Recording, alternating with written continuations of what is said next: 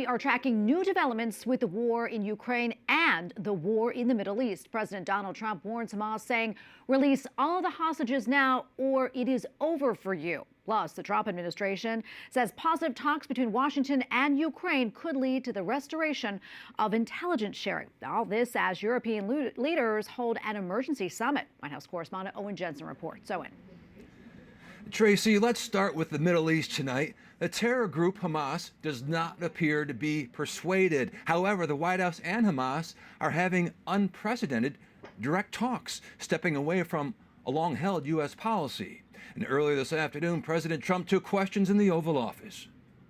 I put out a statement. It's sort of self-explanatory, I think, but somebody's going to have to get a lot rougher than they're getting. It's a shame.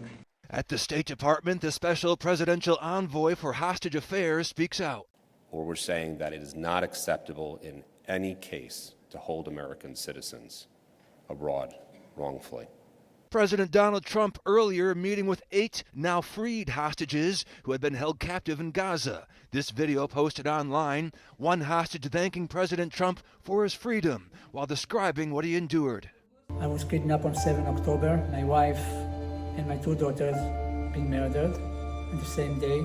I was held in captivity 491 days. I've been suffered there from starvation, violence, and humiliations daily. Lawmakers on Capitol Hill also met with former hostages and family members. Why I come here is to make sure they have Omri's story in mind, to know he's a shiatsu therapist, a gardener, devoted husband and father, to know that there is a human being behind the posters.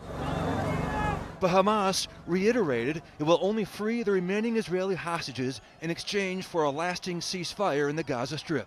U.S. envoy Steve Witkoff telling reporters outside the West Wing. The president was pretty blunt. It's time for Hamas to start acting in a responsible and reasonable way.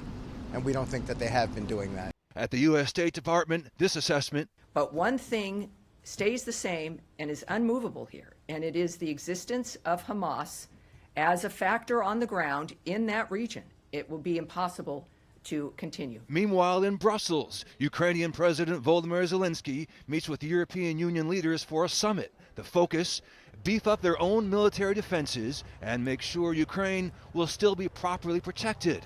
This, as the Trump administration signaled that Europe must take care of its own security. So today, Volodymyr, thank you for coming. It's a very important moment to show that we stand by Ukraine for as long as it takes. Thank you very much. Overnight, a Russian ballistic missile killed multiple people staying at a hotel in President Zelensky's hometown in Ukraine. The U.S. Special Envoy for Ukraine and Russia says, the death and destruction is what could be called industrial grade. After 3 years of war, combined casualties on both sides have surpassed 1 million individuals. Also tonight, French President Macron has suggested starting talks about using France's nuclear deterrent to protect Europe from Russian threats. Moscow called that, quote, extremely confrontational. At the White House, Owen Jensen, EWTN News Nightly.